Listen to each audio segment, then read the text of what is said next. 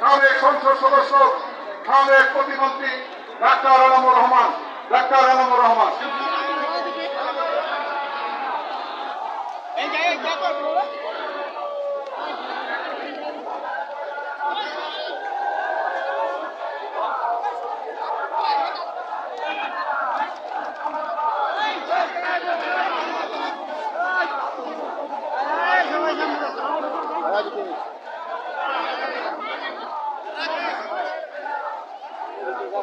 বিসমিল্লাহির রহমানির রহিম।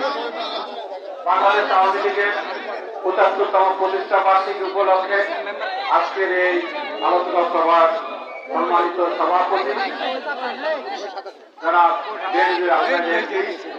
মাননীয় সংসদ সদস্য, ঢাকা বীর মুক্তিযোদ্ধা, বাংলাদেশ আওয়ামী লীগ ঢাকা জেলা শাখার সংগ্রামী সভাপতি এবং স্বরাষ্ট্র মন্ত্রণালয় বিষয়ক স্থায়ী কমিটির সম্মানিত সভাপতি, তিনি আজকের এই অনুষ্ঠানে সভাপতির আসন অলঙ্কৃত করেছেন।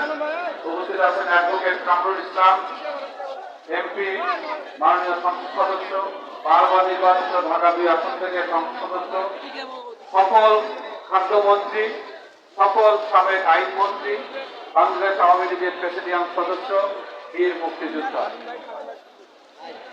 উপস্থিত আছেন মঞ্চ উপস্থিত নেতৃবৃন্দ এবং উপস্থিতবৃন্দ। আমি প্রথমে ঢাকা জেলা আওয়ামী লীগকে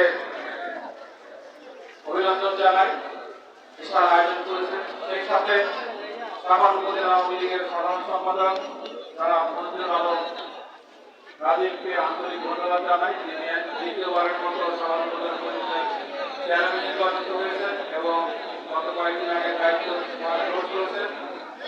তারই সাংগঠনিক দক্ষতায় আজকে এই আলোচনা সভা জনসভায় পরিণত হয়েছে।